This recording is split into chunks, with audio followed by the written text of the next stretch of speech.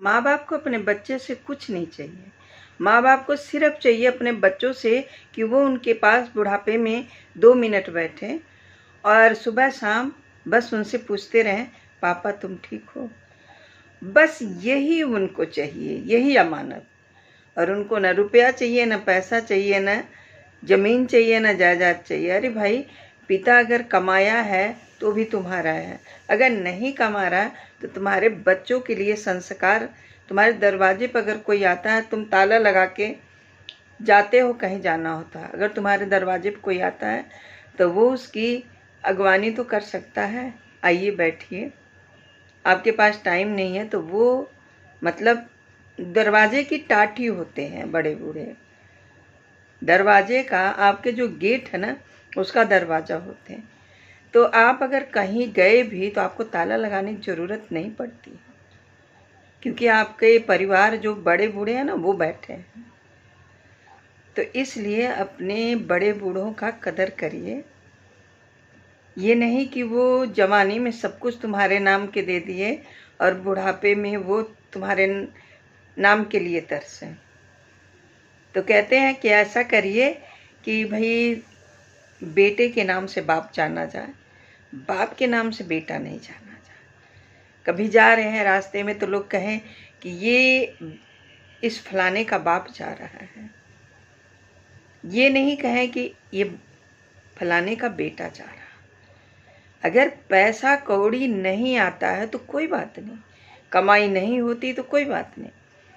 2 minute प्यार जो है ना, मुंह की बोली सबसे बड़ी कमाई है।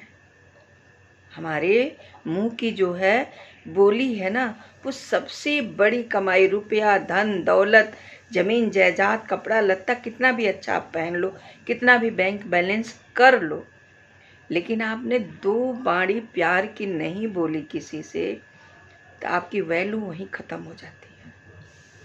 इसलिए अपने वाणी को कंट्रोल करिए और सुधार करिए, ताकि आपके पास कोई 2-4 लोग आकर बैठे। अगर आप अपने ही घर में अपने बड़े बुजुर्ग का आदर सम्मान नहीं करोगे तो फिर बाहर कैसे करोगे? क्या इतना गलत संस्कार आपके बड़े बूढ़ों ने दिया है आपको?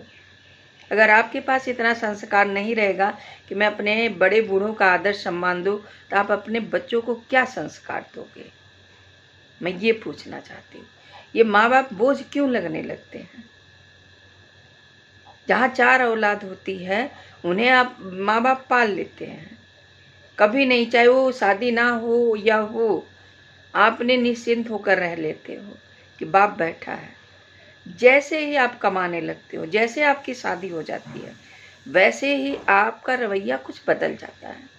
क्यों बदल जाता है? उन बुजुर्ग के भी तो माँ बाप थे, उन बुजुर्ग के भी 4 औलाद थे, उन बुजुर्ग के भी भाई बहन थे, उन्होंने तो किसी को नहीं भूला। मानते हैं कि ज़माना बदल रहा है, तो ज़माने आप बदला रहे हो, ज़माने को।